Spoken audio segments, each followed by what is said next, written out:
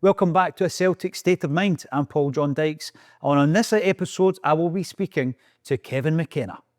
Welcome back to A Celtic State of Mind, Kevin. It's been a wee while. Delighted to be here. I gave you a wee gift of a book because I'm a firm believer that the fact that I was able to write this book goes right back to you and I first meeting, because you edited, I think it was 150,000 words. That was a stramash, and you managed to mould something out of it. And what came out at the end was the Quality Street Gang. Quality Street Gang. It's good fun, that, wasn't it? Well, I get asked to do quite a lot of that, and 99% of the time I don't, because I don't have the time. Mm-hmm. And editing another person's work and kind of maybe tidying it up a wee bit, it always works out taking up a lot more time than you envisaged. But when you mentioned this to me, I just thought, I'm really fascinated myself with that era and those players that came through, because, well, the way football is at the moment, there will never, no major club will ever encounter a period where, arguably half their first team was populated. There was places were occupied by kids that they had reared. I think it's a great start to the topic, because it's still topical as we sit here. We probably spoke about it the 4 or 5 years ago, the last time you were on A Celtic State of Mind. And it is that inability, it seems, to be able to produce. I was watching the game last night, and Celtic were brilliant. They were sensational. I have no complaints, Kevin. I'm not being negative for the sake of it. But I was looking and a wee bit concerned about the centre forward position, in that we don't have the cover. We've got a young kid at the club, Daniel Cummins. We had a young kid last season in Rocco Vata, but we just don't seem able to get them from that kind of B team youth level up to the first team. And like you say, if we continue the way we're going, it'll never change. That's a worry. I'm in a bit of a kind of moral dilemma about that, because on one hand, it's soul destroying year after year after year. Never seeing, very, very rarely glimpsing, for an extended run in the first team, one of our own, and especially striker. In fact, I was having this chat about who was the last good homegrown striker, and I think it was Jerry Creaney. That's a great discussion. That's frightening, isn't it? And Jerry Creaney, I loved Jerry Creaney. He scored some amazing goals. Big goals, didn't he? And you're thinking, what happened? Why did we let him go? Well, he was still relatively young. And I think Jerry was probably an early victim of the added pressure that was coming from Rangers overspending and trying to dominate the market, and we now know in extremely dodgy ways. And so we felt, we've got to spend money, we've got to be seen to be spending money, and a few hit and misses. But yeah, Jerry Creaney, I think, was probably the last homegrown striker. That's pure. So that's more than 30 years ago. Yeah. But on the other hand, with the current trading models that the top leagues use, and we're right next door, it's our misfortune that we're right next door to the most brutally capitalistic league in world football, probably, which is England. And what can Celtic do when you've got, like, Ben Doak? I mean, his people will be saying to him, if you look at the last few years, what's the chances of you getting into the Celtic first team? Now, but if you're Celtic and you get a 17, 18-year-old and put him into the first team, and you decide you're going to give him an extended run, who are the ones that are going to go nuts if he doesn't hit the ground running? The fans. Yeah. Because they'll be saying, we've got, and that includes me. I mean, I'm that guy, right? I'm nuts when it comes to Celtic. That I'm politically, I'm of the left, I'm a socialist. But in supporting my club, I embrace capitalism, I embrace brute capitalism. And so there's this demand that they have to hit the ground on. We're playing Bayern Munich in a couple of weeks. we're playing Anderlecht, we're playing Young Boys, we need to get 3 points against you. This is no time for messing about, right? You know, get the kids out. We need to be spending money. Why? Because we need to be spending money. So there's that febrile atmosphere, and it mitigates against us being able to get very, very good youngsters to sign long-term deals. So it is the definition of the vicious circle. Yeah. And the top English clubs can afford to take a bath, so they'll see somebody like that and think, he's got potential. And if it doesn't work out, it doesn't matter. It doesn't matter how much outlay they've extended because they've got the resources. Yeah. Celtic aren't there yet and probably never will. We don't have that capacity. We can't really afford to lose as much money on recruitment, on a transfer, on taking a chance that the top English clubs can. And you're right, you're sitting there, let's go back to the previous Dundee game, 3-3. If you've got a youngster on the bench and you throw him into that, he becomes part of the... Well, I couldn't understand. I mean, maybe you can shed light on this. So against Aston Villa, I know Aston Villa had the better in the second half, and it was 3-2. And, you know, we throw in this very young striker. My immediate thought is, you're putting a lot of pressure on him, as well as I mean, okay, I think injury meant that we had to play young Murray, although I wasn't entirely sure. I'm thinking, there's been several occasions in the last few weeks where we've been 3-0 up with 10, 15 minutes to go. Stick him on there. Absolutely. I couldn't understand that because any mistakes those lads make are in Technical, they're all over Europe. And I just didn't think it was entirely necessary. There's a few home games leading into that tie, and you're playing Motherwell and Dundee United, and you've got to win the games, but I agree with you, give them 20, 25, 30 minutes. But Jerry Craney, yeah, I don't think there's been a striker that we've produced. People sometimes throw in the likes of Sean Maloney. I don't think he was a striker. He was more a wide player, you know. Yeah. And people have even suggested Craig Beattie, but I don't think he scored many goals, to be honest, if you look at that. But yeah, I'm going to go for Jerry Craney, and the great hope was Mark Burchill, but it didn't work out for Mark. It didn't work out for him. So when we go back to you editing that Quality Street Gang book and somehow filtering it down to 90,000 words, Kevin, and thanks. The raw material was really good, I have to say that. There was a lot of it. You know, again, there was a naivety to that because I just took as much as I could and just, you know, put it on the page. Interviewed so many legends from that time, and was absolutely privileged to do that.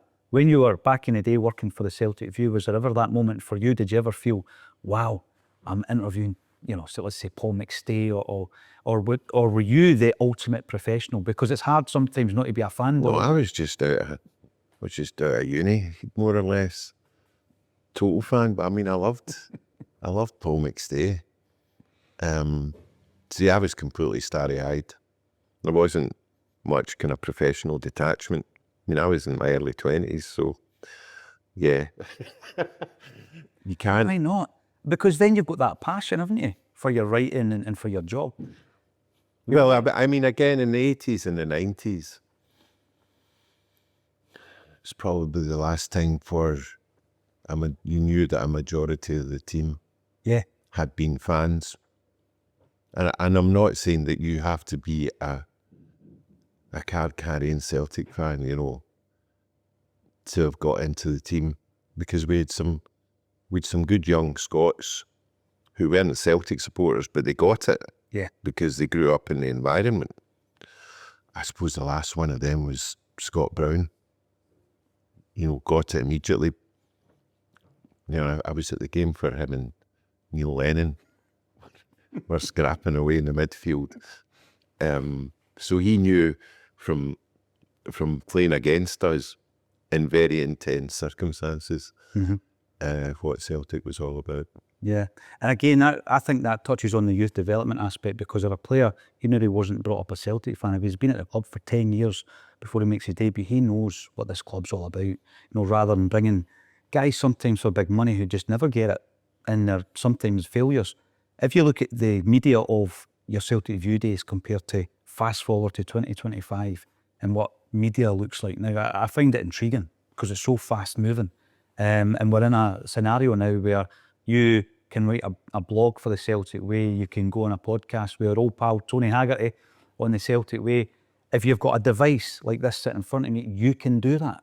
And this is my belief. I want to hear your thoughts on this because you've been in that environment for so long. I think what will happen is everything will level off and it'll just be, is it good media or bad media? Nobody will be concerned about mainstream, legacy media, alternative, family. It'll just be like, is it good or not? I think we're kind of moving towards that, Kevin. It's, so my kind of natural philosophy in politics suggests that the more the merrier, the more voices, the merrier. But it comes with a couple of caveats, because then you're into the realm of fake news.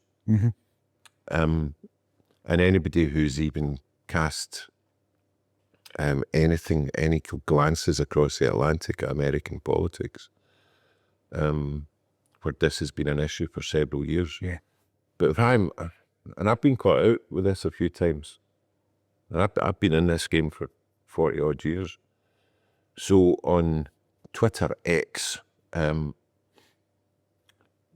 algorithms, as you know, are shaped in order to conform with your personal biases, which they can tell just by what you've liked, what you've posted instantly.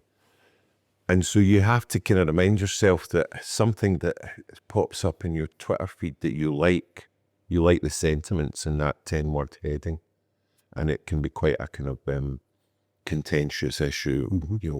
For me, it might be gender reform.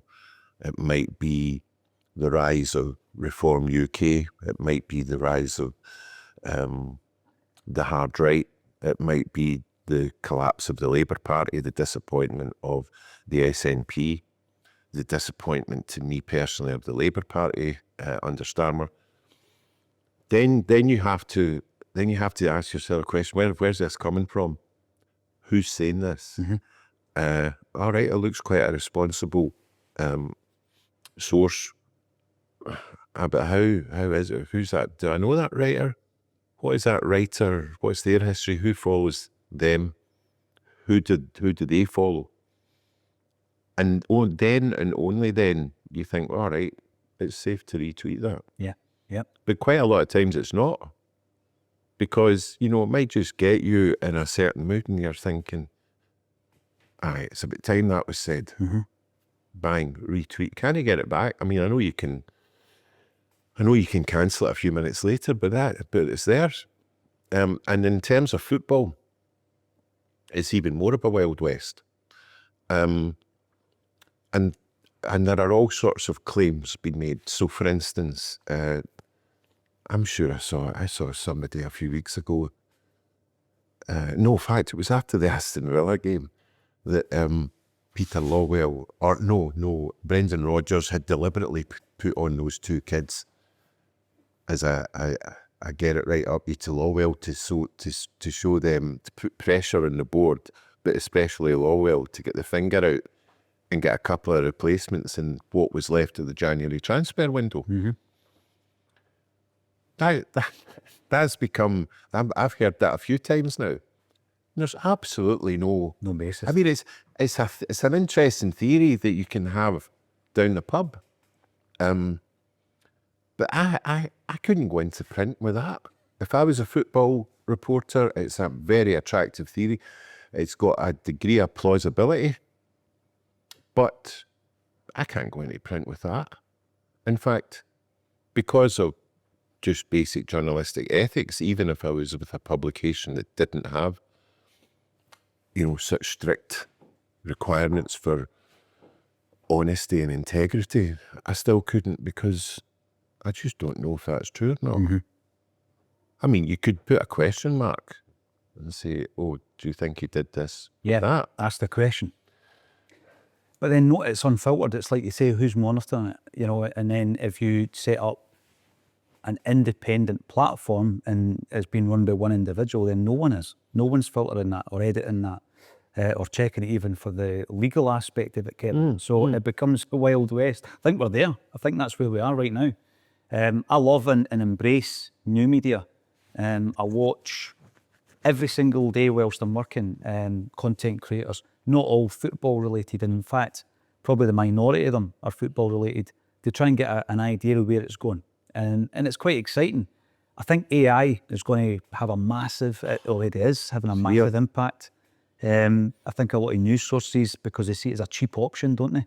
Just get the story out and get it out as quickly as possible. Don't worry whether it's accurate or not. So like you say, I do look at sources and how credible they are before I even speak about it on a Celtic State of Mind. I mean, I've got to say, as someone who belongs to the hated mainstream media, the legacy media, as it's now called, in terms of football writing, by and large, the best writing has been done by the bloggers, by and large, with a few exceptions. One or two people in our paper who are writing well. There's Alan Patullo at the Scotsman. But beyond that, there's an annual award called the Jim Roger Award, which is supposed to reward young journalism, young football journalism.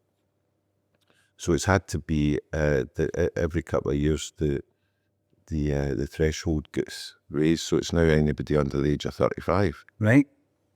Because I could count on two fingers how many established young journalists or how many young journalists have got in who are any good. Yeah. And I'm hoping that award will get widened to recognise the bloggers, even if it's only those blogging in respect of one club.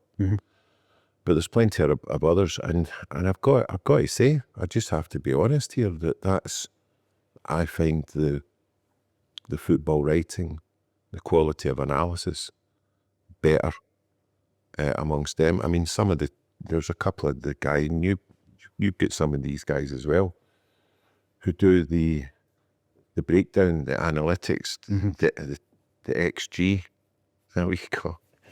And there's a couple of guys in the Celtic way.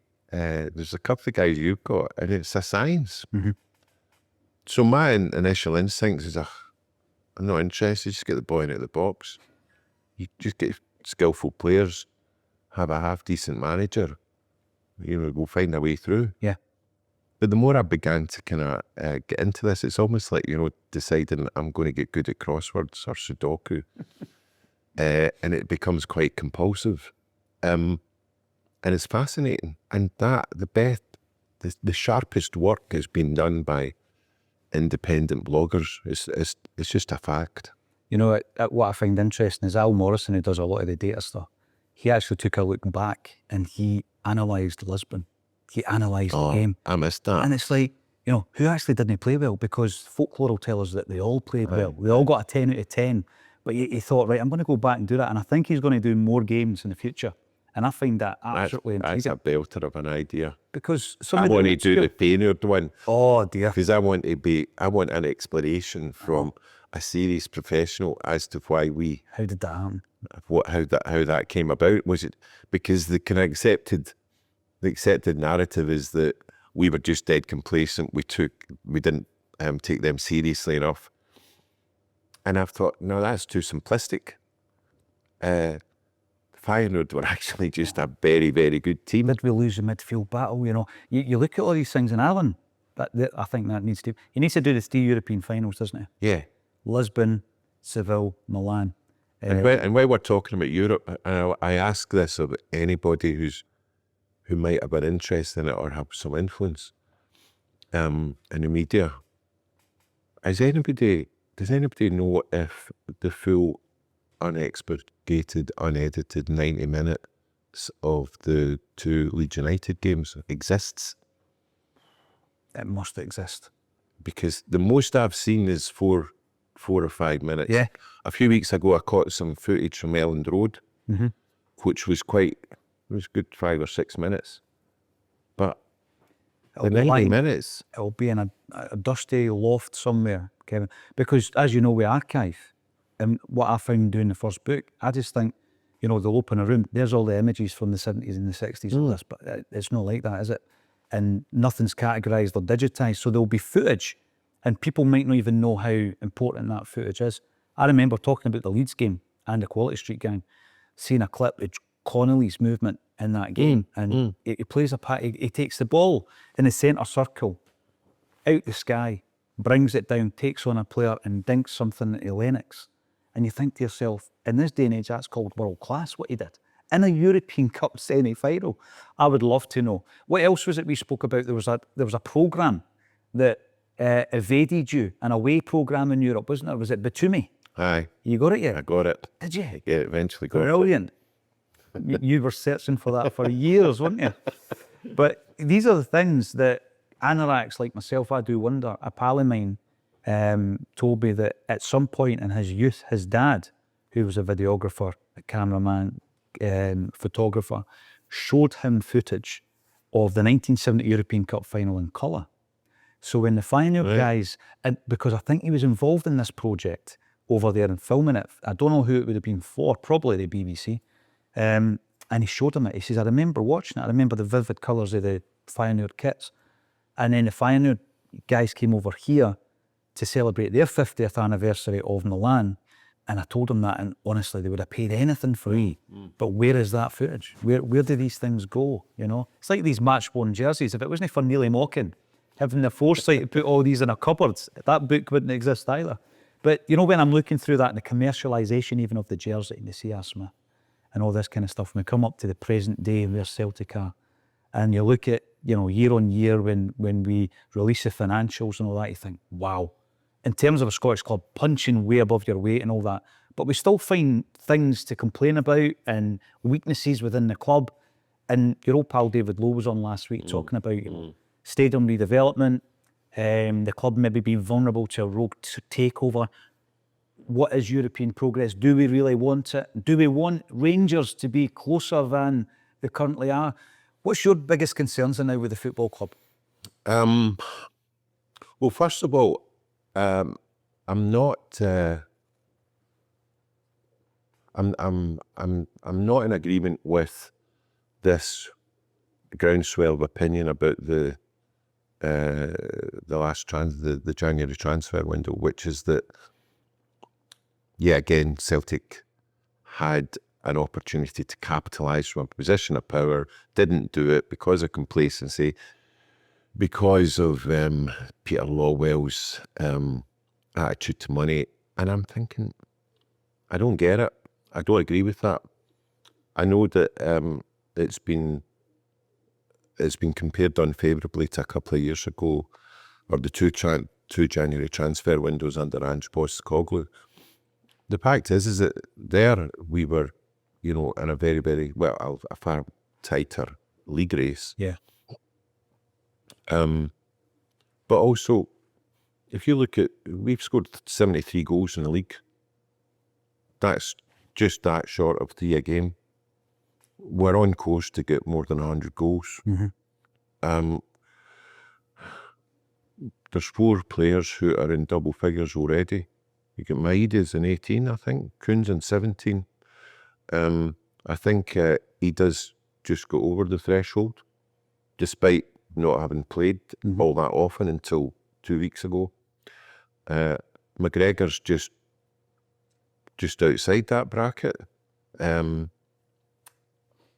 You know, so the goals have been spread about. We've got 3 players, I think, who scored more goals than Kyogo. 2, definitely. And Jota's coming in, who's a goal threat, judging by the goals that he scored before he left. But also, I mean, look at his performance last night. All that, the devilment and the flicks and the awareness and the spatial awareness. He's not a lot, I mean, okay, he didn't have a lot of game time the last couple of years. He's not lost any of that. scores in his first game back from the bench, sets one up last night beautifully. Had an indirect hand in at least another. When he picks that ball up at the corner flag, Aaron, I know. and it's like, wow. So you know, there isn't the crying need. And I know we've got Bayern Munich, and it's not, on paper, it's not a good look.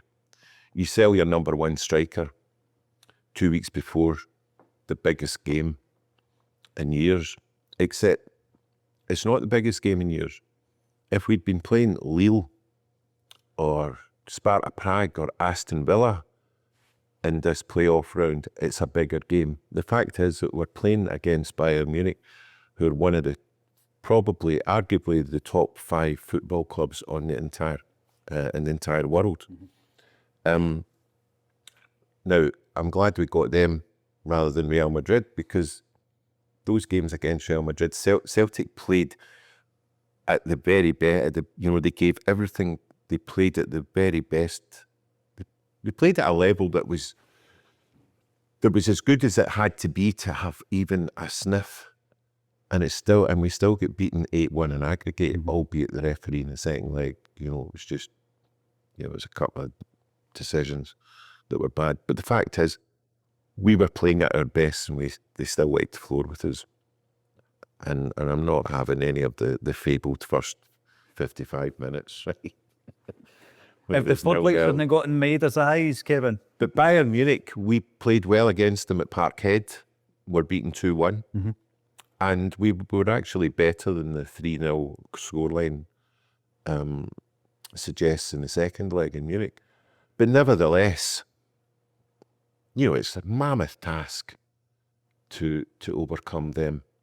So therefore, even with a fully fit Kyogo, even with a fully fit squad, our chances of beating Bayern Munich would be slim. I'm delighted that for next season, and look, I think we will win the league. We were 13 points ahead, effectively 14. We've got 2 personality, charismatic, very gifted players in key positions who are coming back to Celtic still in their prime. That doesn't happen. I know. That's almost unprecedented, because the players that either we get back or the personality boutique signings that we've had from England have been of players who are coming towards the end of their career. I'd maybe say that the Bellamy signing was a bit different. We got lucky there. So I'm not joining in all that. In terms of development of the stadium, it's long overdue, because we can't compete with the top 4 leagues, and I say top 4 because I don't count France. France have only produced 2. There's only 2 teams in France that have ever won a European trophy, and then each of them only once, right? You know, we're talking about England, Germany, Italy, and Spain. But where we can compete is with prestige. And prestige, up until recently, didn't really count for that much. And like you know, I was beginning to tire of that list of A-list footballers saying how brilliant Parkhead was. You know, it was like, something to tick off in the bucket list. Yeah. Along with the 3 points. But now it does count for something more, because there's the commercial opportunities opening up in America and in the Far East, and increasingly the Middle East. And there's there are more and more football fans, new football fans from those countries who will scan. They'll thirst for knowledge about the game and the personalities and the teams and the colours, that jersey. Yeah. And is part of the, they will pick up on Celtic. There's the history, but then we've got, if we were to have, a 72,000 stadium under the lights the bowl. I mean, look at the images that Bayern Munich posted when they drew us. You know, It brought it home, didn't it? now I'm not saying that Celtic, you know, we're in the league where we can pay what 300-400 billion quid, but we've more or less just got one stand to build up. I know it'll be 70 or 80 million, but you can mortgage that. Yeah. I mean, we're talking about a season ticket list, a waiting list of what, 20,000 plus. So if you're able to take 10,000 of them, paying what, 600, 700, 800 quid over 10 years, that's it paid for. Yeah, without a doubt. And in terms of prestige, and also maybe a little bit of, you know, making the club a little bit more attractive to really good overseas players who might be thinking, yep, Celtic big name, but look who they're playing against. Am I going to get a shot at the international team? Is my game going to develop when I look at the quality of opposition? But on the other hand, what a stadium when it's full. I mean, it is. There's a energy in that stadium, Kevin. I speak to as many ex-players as I possibly can, and I talk to them about it. And many of them have said that they believe that was a huge factor in us falling to bits. There was so many factors when we were going for the 10. There was no fans in the stadium, because the energy can go both ways. It can go to a positive effect, or even you're not playing well enough, up it.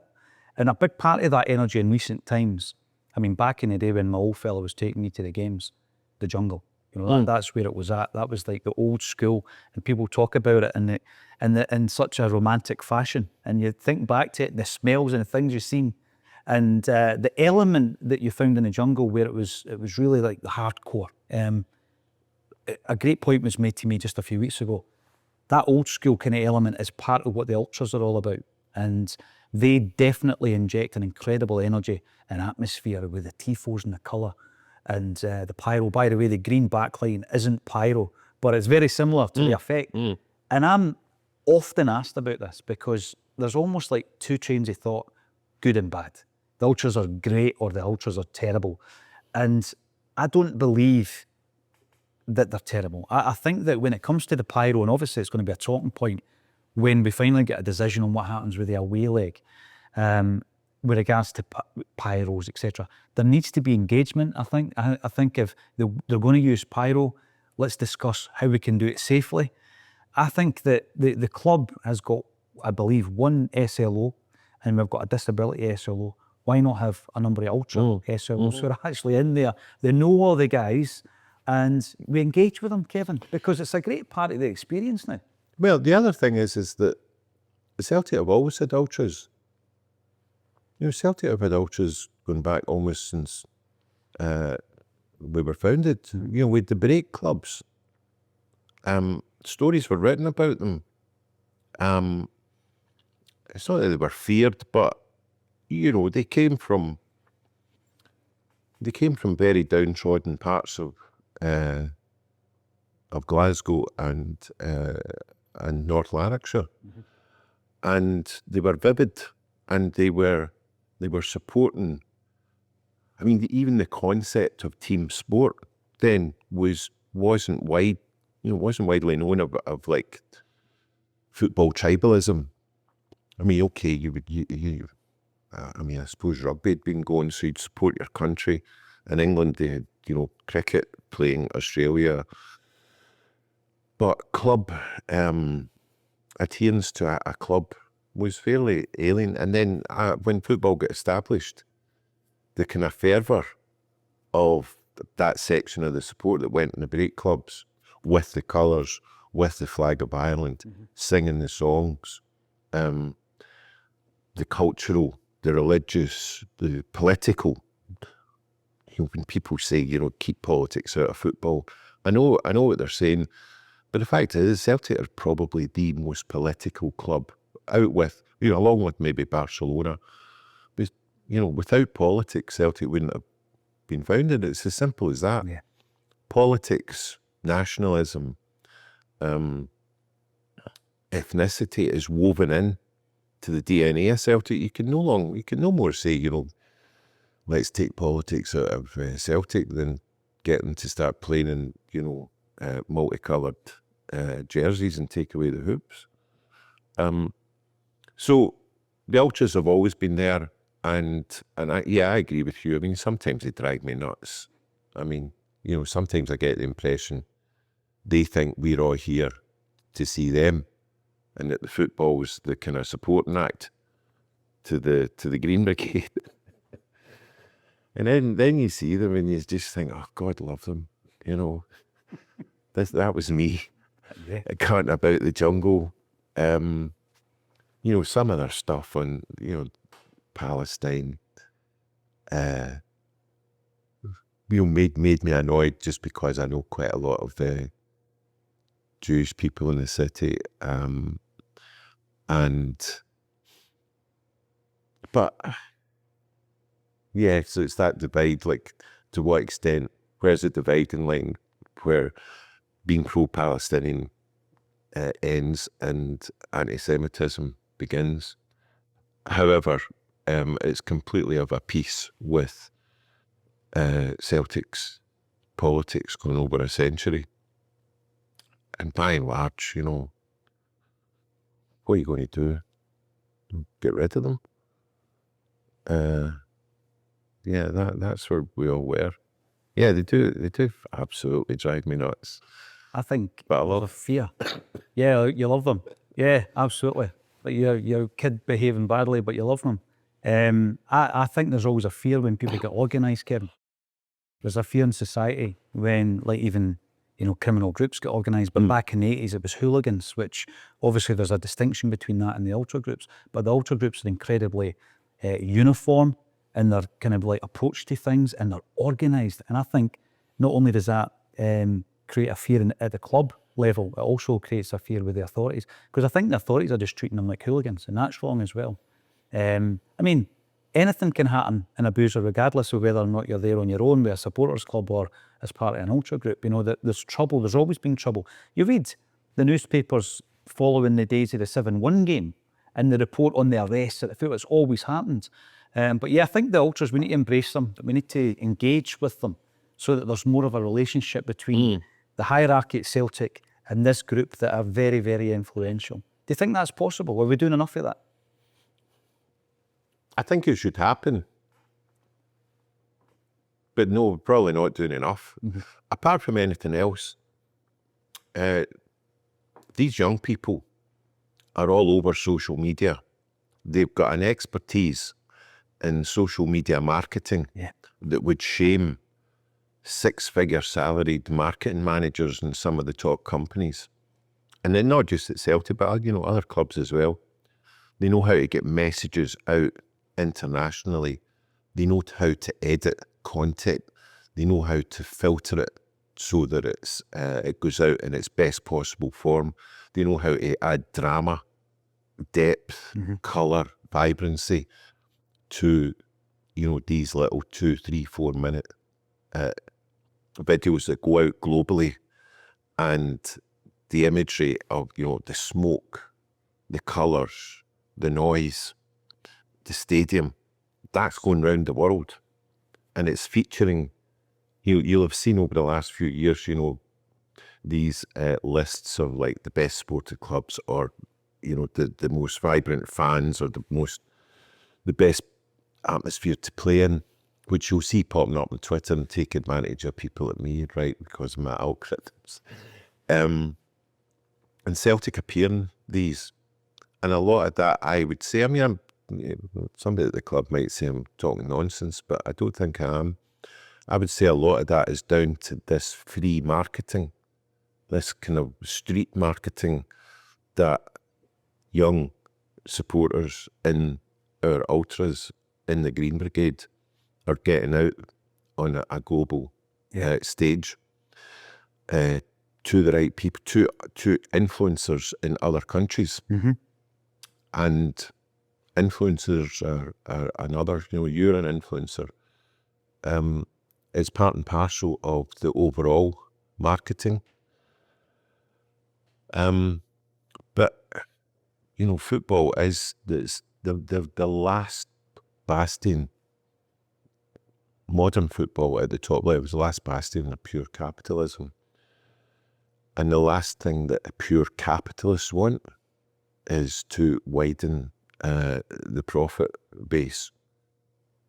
You know, they want to maintain the profit margin or the potential for making money to as narrow and as few people as possible, including them and their pals. They don't like it. The word free, they don't like. They recoil at the word kind of street level.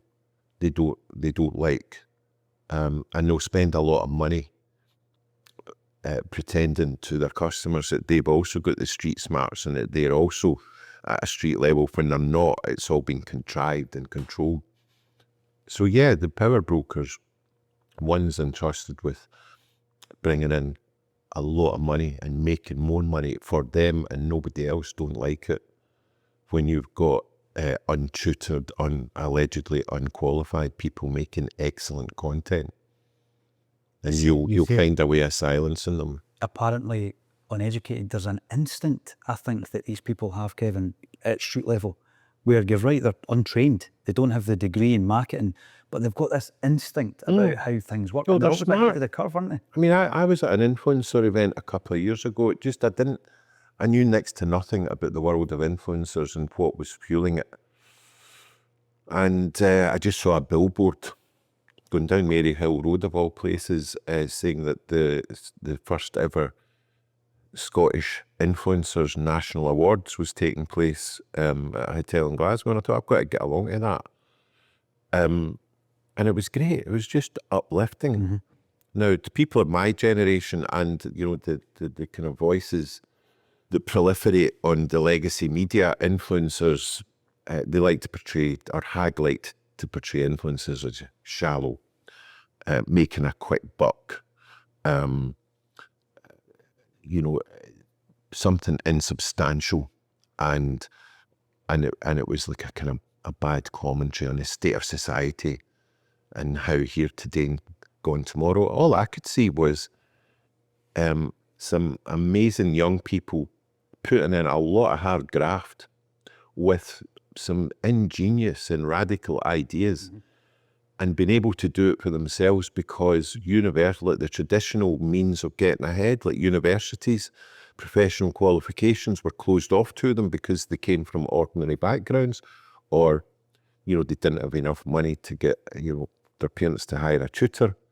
But the means or the doors through which you would have to go for professional advancement and to get your hands on some money would all have been shut to them. And this world of digitization, of being able to do it for yourself, of becoming an expert in the means of communication, instant communication, was their way to lift themselves out and lift themselves up. And God bless them. It was brilliant. And how dare people like me and my generation call them insubstantial, or selling shoddy goods, or pulling the wool over their eyes. That's how capitalism has worked for hundreds of years, pulling the wool over lots of people's eyes while a very, very small bunch of people make off with the Benjamins. Yeah. You know, the inspiration I take from watching content, because they're ahead of the curve, Kevin. And I think in terms of the Celtic fan base... Did I just say Benjamins there? Dear, oh dear. The Benjamins, yes. One of our kids used that. I need to stop using that. Not looking good. It's all right, Benjamin. The money, the low. Absolutely. And see, when I go right back, we did a brilliant event in Greenock 6 years ago now, myself. Was it 6 years and ago? David, yeah. Because it was for the 25th. Of the takeover. Yeah. And a big thing that I was interested in back then, talk about influencers. The influencers of that time were people that were creating fanzines. And then from the fanzines, you had these kind of like groups, you know, of activists who were able to speak to Celtic fans through the fanzines. You know, you had Save Our Celts for Change. So I think Celtic have always had a fan base who have been at the forefront of that. If I look at, in terms of the ultras, when you look at how organised they are, how good the tifos are, etc. I look at the Green Brigade as being at the forefront of Scottish football. And as you say, they're renowned around Europe. Back in the day, the street movement, that Celtic fan base, to actually create a change was exceptional, wasn't it? And back in the day where we didn't have one of these. I mean, guys, look, remember the Celts for Change? It was joyous. It was a very serious issue, obviously, because it involved the future, the very survival of our club. But there was a joyousness about it. There was like a kind of a widespread movement, and you had these four guys, who got it up and running, and then you had somebody like our Matt McGlone. I don't know if Matt. I don't think Matt's been at university or had any kind of lofty professional qualification. But my God, the camera loved him. He became a voice of the fans, didn't Well, we were, I know people who are hoaching with qualifications, hoaching with all sorts of academic testimonials, who would recoil from sustained scrutiny by a camera and just being able to kind of capture arguments, without overdoing it, and capture the fervour and the vibrancy of that movement. And Matt and his three compadres were, vivid, clever, smart. This is the early 1990s, and they were running rings round the people in the old board and those hangers-on who were associated with them, businessmen, entrepreneurs, the kind of old school of, who'd had to obey the rules and who had certain privileges to get ahead. And these lads were running rings around them with an instinctive cleverness, smartness, which society wouldn't have recognised officially. Those doors I was talking about that would gain admittance to university or a solid professional qualification or membership of an exclusive club for all the promotions were handed out. It was just brilliant witnessing it. And that movement, I think it needed that focal point. They needed a figure. If you ask a casual observer, someone who goes to the Celtic games, to tell us Celts for Change, who was that, they'll say Matt. Because other guys were quite happy in the background to do what they were doing. And Matt was the guy everybody wanted to talk to. Before you know it, he's on mainstream media. He's on the news channels. And you take your hat off to these guys. I know there's a wee plaque now up at Celtic Park. There's a paving stone and all that, but you never forget. Yeah, a big plaque. Yeah, the street movement, Kevin, was so important to then some guys like the financial nous of a David Lowe and the backing and the vision of Fergus McCann. They obviously came into that. And I look at it now, 31 years later, and where the club has found itself. It really is the legacy of those times, isn't it? Well, we're actually, I think we're on the cusp of the same sort of situation, because then it took those guys and somebody like Fergus McCann and David Lowe, who were clever enough to know these guys had something, and who didn't insult their intelligence, and who thought they were worthy of engaging with, unlike the Celtic board of the time. And so the vision that Fergus McCann wanted to, well, first of all, he wanted to save the club. He wanted to put it on a solid footing without being dishonest, by paying the bills, paying all the dues. Paying the Benjamins, Kevin. Yeah. The loot, the moolah. Now we're faced with something broadly similar, because we're not going to be challenged. Our hegemony in Scottish football isn't going to be challenged for a while, because Rangers have to go through what we went through to basically resurrect themselves. And I think there are people in their board who are still in denial as to it can happen like that. Fergus McCann was willing to sacrifice even, you know, losing the 10 or giving up, because his long-term vision was making sure that there still was going to be a Celtic Football Club in 10 years' time, right? Luckily, you know, we were able to kind of stop it at 9. But now we have got our wider support base across the world includes some very, very smart people in business.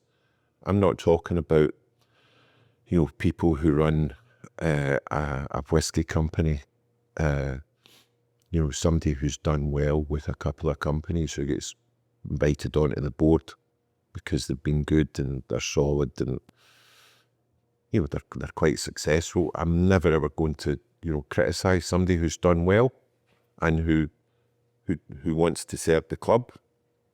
But I'm talking about supporters, and you'll know some of them. And David Lowe is probably one of them. Fergus McCann was. There are literally hundreds of Celtic supporters throughout the globe who are super entrepreneurs who've got access to funds that can unlock hundreds of millions. But more than that, they've got proven expertise with top 100 companies in overhauling their digital revolutions, who are advising governments, and they're trying to do this with Celtic. Absolutely, you know, they've got this knowledge, and they're knocking on the door, just like Fergus McCann was in 1994. And I might, you know, I stand to be corrected, but I think there is a kind of feeling among some on the board that, you know, we want to if not resist it, you know, get their knowledge, but thanks, that's as far as you go. We'll take it from their lads. But these guys are like, you know, in order to do this properly, we need to be involved. We can show you, but we need to help running the club. And this is what Fergus did in 1991 when he first approached Celtic. I've got the idea. I'm willing to put up a lot of the money. But I want to join the board. And the old board said, nah, give us your money. Let's have a look at your idea. I will maybe give you a couple of extra tickets for the next Celtic Rangers game. And Fergus is like, well, I've dealt with people 10 times bigger than you. I'm not taking that nonsense. And you know, he had to wait his chance for 3 years before it came about. And these people will eventually gain control of the club, because in 10 years' time, we saw a taste of it in the kind of recalibration of the Champions League. But in 10 years' time, we're going to have the Champions League will be effectively the bread and butter. Yeah. And that's okay, and that's not to marginalise, you know, your Hibs, your Hearts, your St Mirrens, your Dundees, your Motherwells. You know, they are absolutely crucial. But you know, there's a kind of natural hierarchy. I mean, for instance, tomorrow night, Hibs are playing Ayr United at Somerset Park. I'd love to go to that. I've got something on, but I'd love to go to that game. And see in 10 years' time, when I do think it'll be a European football league, that'll be the bread and butter. I'll still want to see Ayr United versus Hibs at Somerset Park. I'm desperate for Ayr United to get into the SPL, because they haven't been in the top flight since 1978, in the days of Dixie Ingram and what a wee stadium. 1978, they haven't been up. That's incredible. And I want to go and see Celtic again, because I saw Kenny Dalglish score a wonder goal at Somerset Park midweek. We beat them 7-2. And that's the Scottish Cup. So, you know, Hibs are taking 3.5. That Somerset Park is going to be absolutely jumping. Friday night, under the floodlights, Scottish Cup, 2nd round, 5th round. Why would you never want to go to that? No matter, even if you're playing the likes of Bayern, Barcelona, Man U, Man City, week in, week out, I still want to go and see that. It's real, isn't it? And Bruni against Hibs, you know, there's that added element as well. Listen, Kevin, we can find you on the Celtic Way. You write, you speak on the Celtic Way. As I said earlier, our old pal Tony Haggerty. Always a pleasure to hear what you've got to say. Aye. I love his passion, emotion. Tony's different. He's a prince. He's so invested in it, in this thing called Celtic. And hopefully he can come on again for what will be your third or fourth appearance. Aye, any time. You know where I am. Thanks for joining us again. Right. Celtic State of Mind, Kevin. Thank you. Thanks again for joining us on A Celtic State of Mind. Join us next Friday night for This is Acsom.